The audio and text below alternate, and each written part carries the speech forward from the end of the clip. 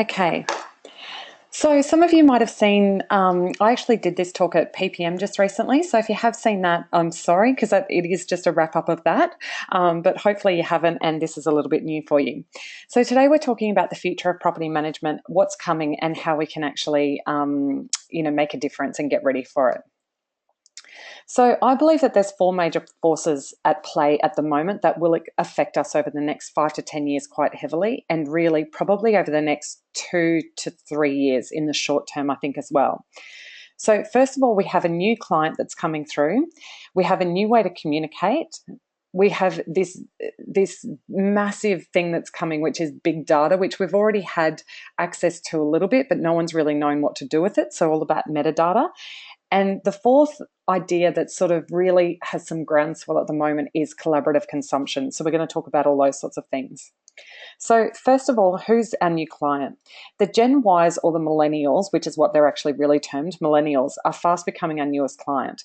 They're the people born between the 80s and early 2000s, so they're anywhere from about 16 to 36 years old.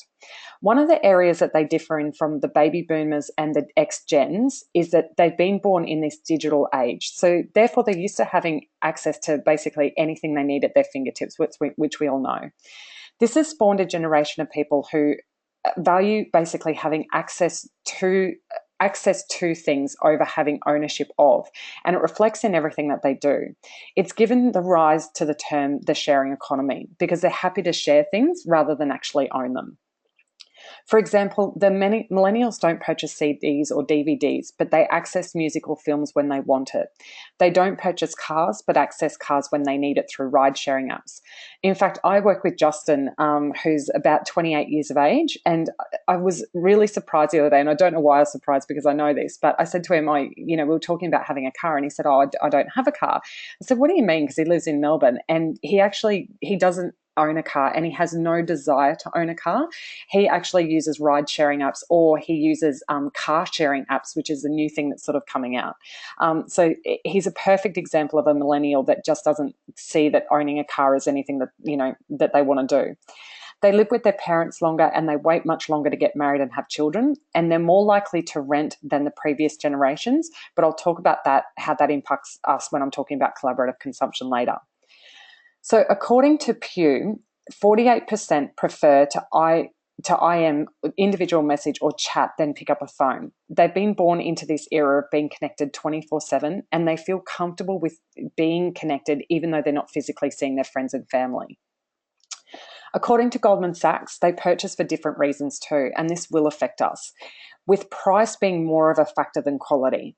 The interesting thing about this is that they assure quality for themselves in that they refer to online ratings, trusted networks like forums and their social networks to work out which product to purchase. So in a sense, quality is important to them, but they don't need to think about it. So in their minds, it's down to price.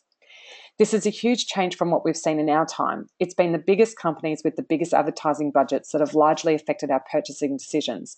But 70% of the millennials don't actually align brand to quality. They don't trust advertising as they're more interested in what their peers think and not what big advertising says.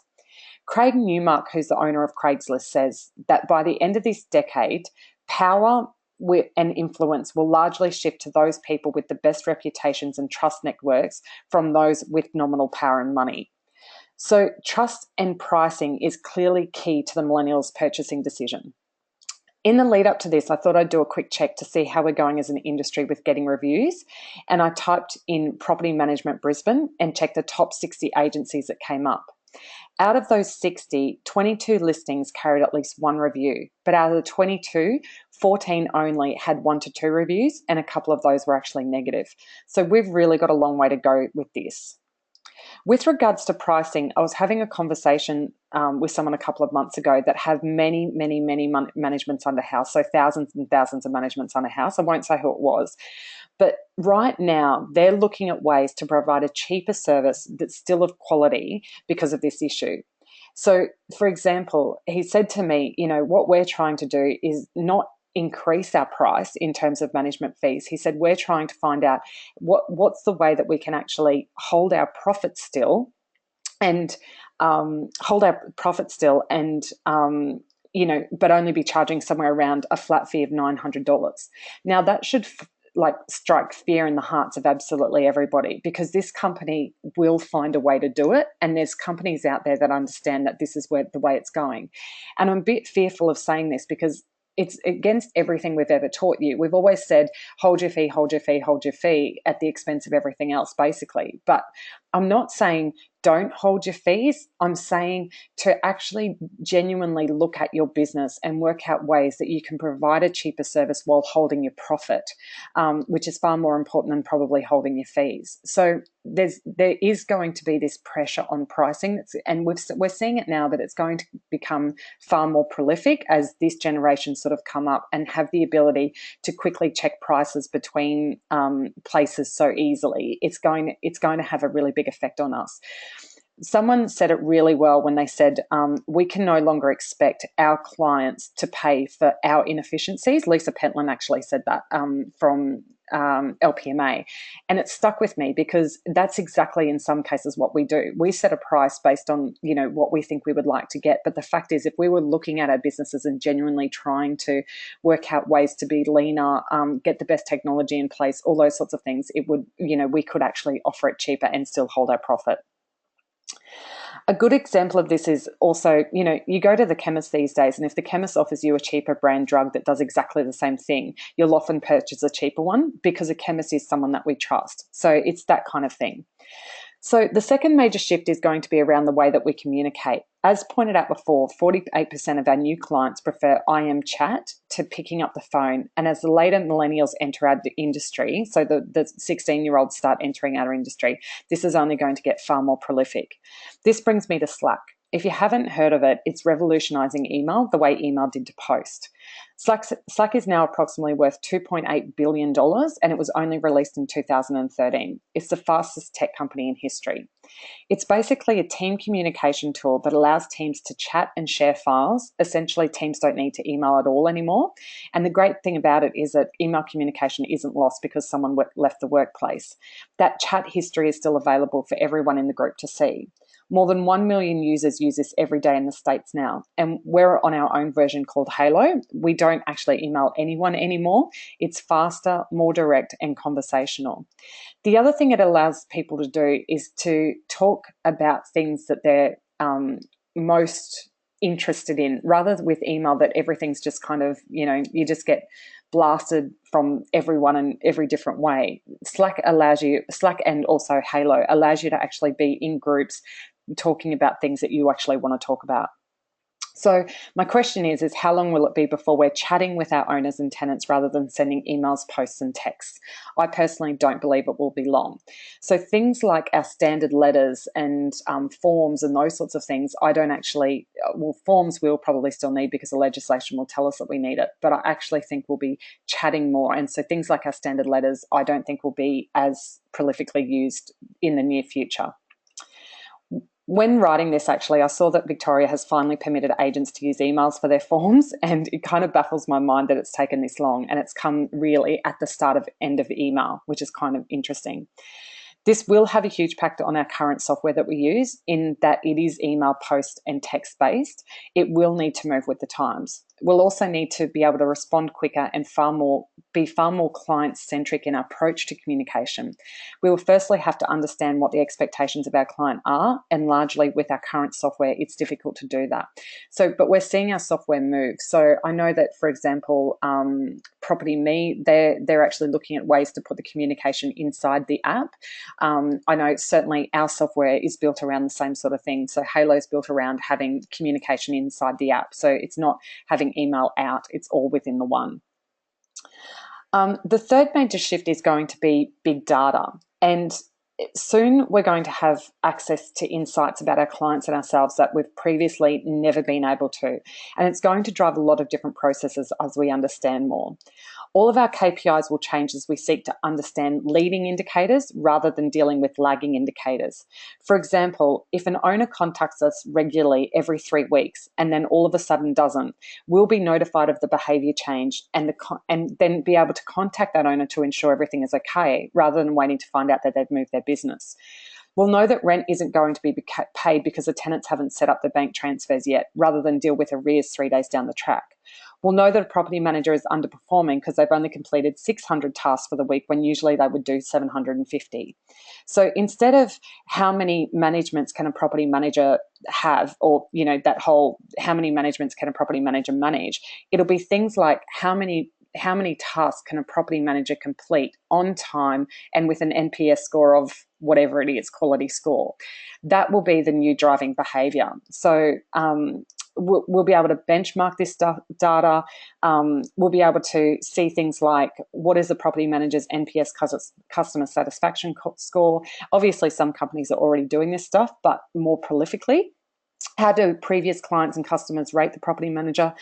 This will set what we're worth to our employers, and those that can do the job based on credible information will be worth much more money than those who can't. Basically, what I'm saying to you is everything will be measured.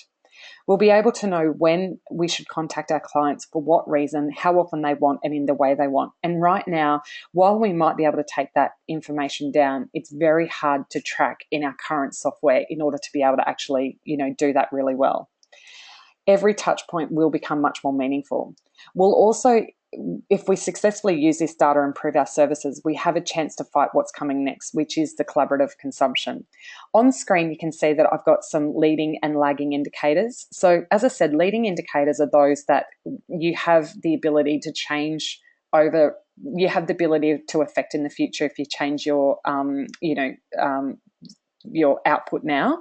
Lagging indicators are those that you actually don't have the ability. And much of our industry is built on lagging indicators at the moment, just because we don't have the technology to actually be talking to us about leading indicators. So that's just something that's going to have a big effect on what we can do, which will be great for us.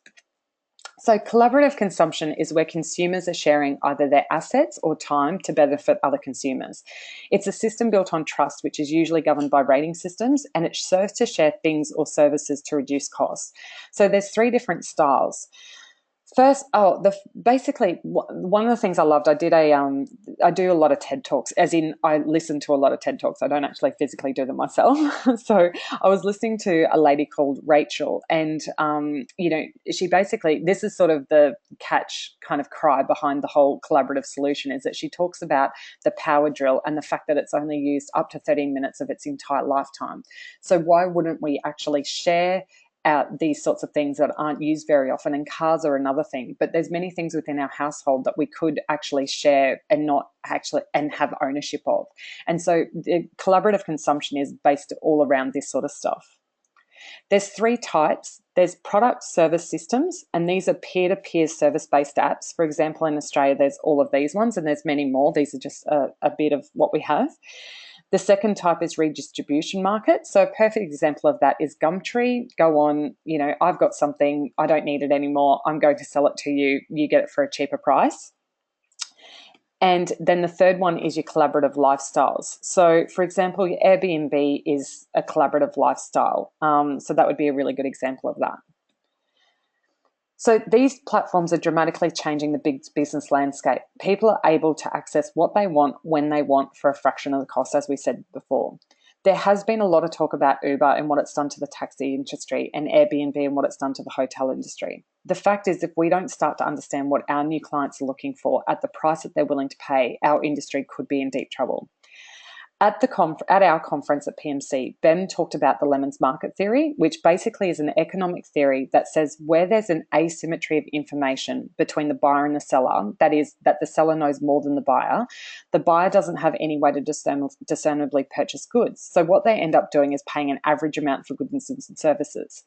This prices out the good sellers who are selling quality. This was basically George Akerlof looked at this in the 70s, and he looked at the used car market, and it basically collapsed in on itself. So there were 2 camps of selling agents: the good agents who sold quality used cars, and the bad agents who sold lemons. The agents would price their cars accordingly, but the buyer had no way of knowing that whether the car was good and the amount that it was sold for. So in the end, they would pay average prices for the car. This drove out all the quality agents and quality cars, and the whole industry collapsed as buyers no longer trusted any agents. So what did the car industry do to turn this around? Well, the first thing they did was self-regulate. They guaranteed their cars, which obviously the bad sellers couldn't do. They also let external auditors check the cars and certify that they were actually in good condition. So RACQ came in and those sorts of things. Essentially, they became much more transparent and the industry started thriving again.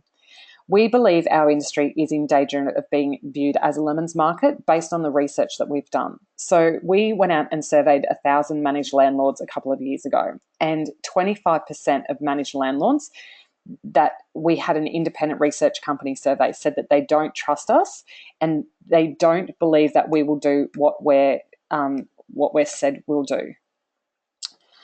When you consider that collaborative consumption is trending quickly and 1 in 4 of our clients don't actually like us, and then you've got the fact that about 25% actually choose to manage their own property. So now we're sort of at 50% of the market. There's some bad will there. And then they basically are saying that they don't value us and we're not value for money. And when you look at then, that's not even to mention the bad will from tenants too. So it's a whopping over 50% that don't think we're valuable. So we believe our industry is ripe for takeover by someone thinking, well, how can I build a marketplace where tenants and owners can credibly put together and remove the fear? And if we think that that isn't possible, how many of us would have thought that it was possible that in just 5 years that the taxi industry would be taken over by a company that doesn't actually own any taxis? That people who don't know each other would get in cars driven by non-professional drivers, not really governed by anything other than peer ratings, or that people would open up their homes to people that they've never met or allow them to stay there. So let me propose to you this. One night in thinking about Airbnb and Uber and the future of property manager, I started to write out what it could look like if tenants and owners were brought together by a platform that offered transparency and ratings. And I kind of freaked myself out. I thought, okay, well, if there are ratings, an owner could put a tenant in their property that's 5-star and know that the tenant will pay rent on time and care for the property. The tenant could go into a property owned by a 5-star landlord and know that they'll do maintenance on time. The tenant and landlord could take a video of the home and agree on its condition at the start. Rent could be deposited directly into the mortgage account, thereby decreasing the mortgage quicker. Maintenance could be air tasked or requested through Hipages or something similar, and the owner could prove the quote through the app. Routine inspections could be done by the tenant, either streaming online or sending a video at calendarized times. The only thing I couldn't work out was how this would truly work around the bond. It's the only thing where I thought there would still be enough friction that perhaps people would still prefer to use an agency. And then I thought, well, what if there wasn't a bond? What if a 5-star tenant paid $450 per week rent and a 4-star tenant needed to pay an extra 5 to 10% extra premium and a 3-star tenant paid a high premium again? And on the other side of things, a 5-star landlord gets the $450 per week, but a 4-star landlord gets 5 to 10% less. The fact is, we know from platforms like eBay that ratings keep peer-to-peer trade services more honest. So here's the thing. If I can come up with something like this, then you can bet there's tech companies out there right now that have been treated poorly as an owner or tenant and thinking, I can change this. So have you guys seen Cubby?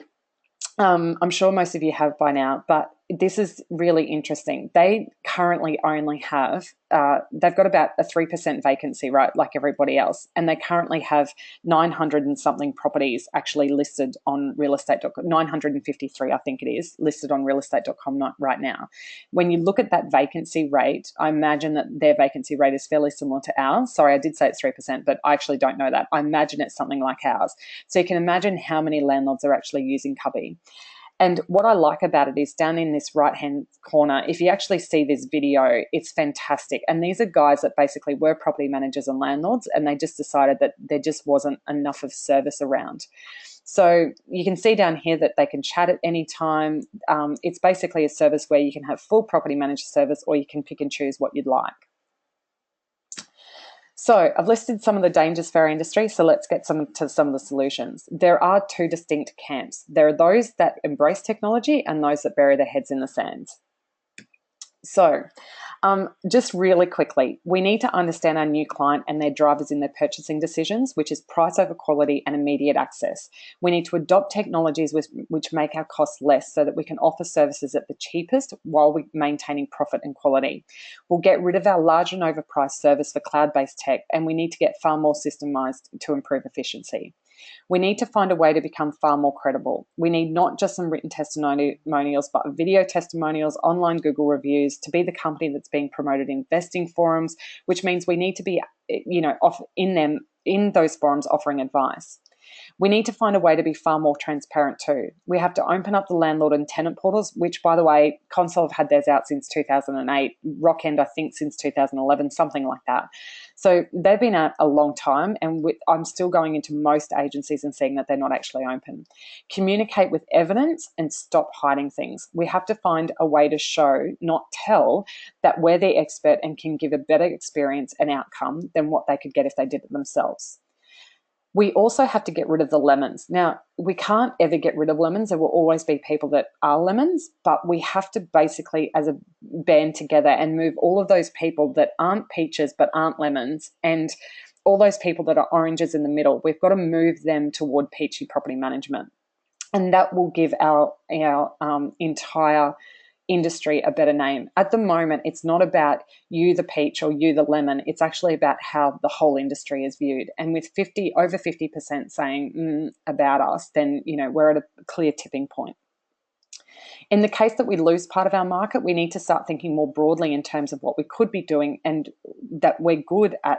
For example, right now, if we broaden our services to help owner-occupiers, for example, we're not just 30% of the market, but 100% of the market available to us. What I mean by that is we can organise maintenance and repairs, hold keys, organise services like cleaning and renovations, perform inspections for those that are away from their house on holidays, etc. So we could effectively open up all of our services to everyone in the community and find a way to monetize that.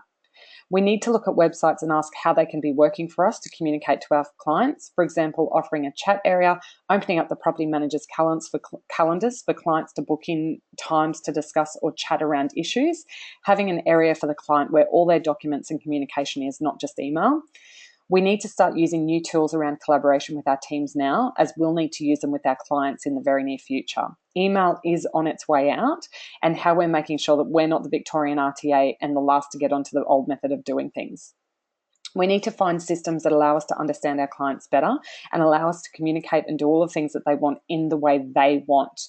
Our tech companies have to deliver more for us, but we have to be pushing them to do it. In some ways, it's not their fault, as we only, as an industry, use about 20% of what they give us now. So why would they develop new things? We can't remain apathetic about technology, and we have to get on board. We need to all decide to become peaches, to make sure that we're seen as value for money. We need to challenge ourselves all the times about whether we're truly assisting the investor to create wealth and increasing their return on investment. So we must basically embrace change to remain relevant. So that's it for today. So I'll just jump back and see if there's any questions.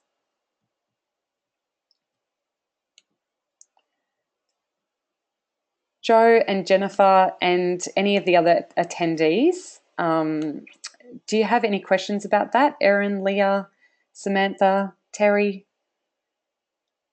Does anyone have any questions that they'd like to talk about? This is quite a meaty subject.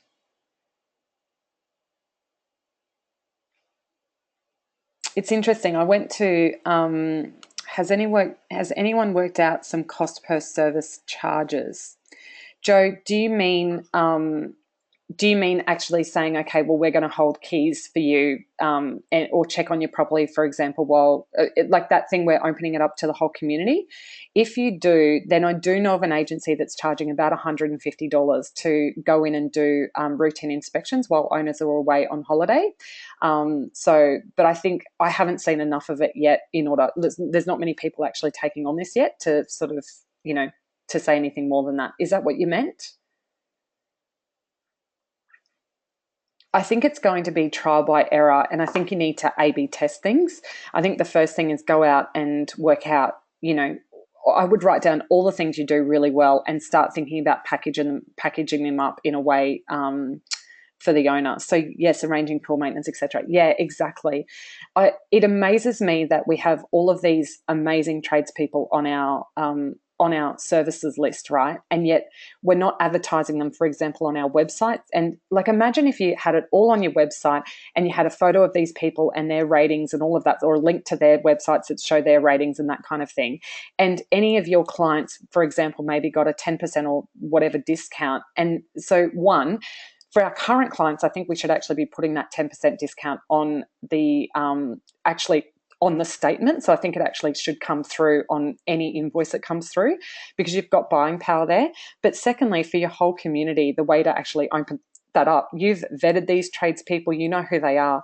Most mums potentially, and I'm not being, but I'm a mum that works from home, right? And I don't want just anyone coming to my house. So I would be happy to go to the local real estate who I know has vetted all the tradespeople, who's been using them for a long time, who can tell me who's great or not, and actually get them to organise these services for me. Pool maintenance, gardens and lawns, trimming services. There's so much that we do. But like I said, holding keys, inspections, what else could we do? There's just so much. I think if you wrote it all down, you'd come out with some sort of packages and just start A/B testing the market. So when I say A/B testing, I mean go out with one thing, test it, go out with the second thing, test it, then sort of work out where you're going from there. Does anyone else have any thoughts or questions on this?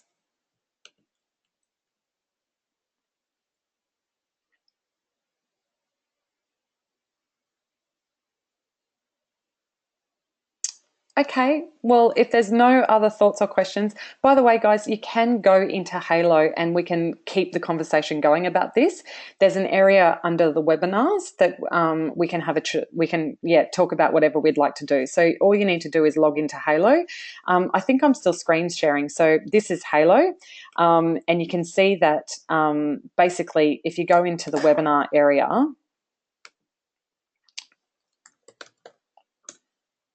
if you just search the webinar, there's a webinar streams, so webinar discussion.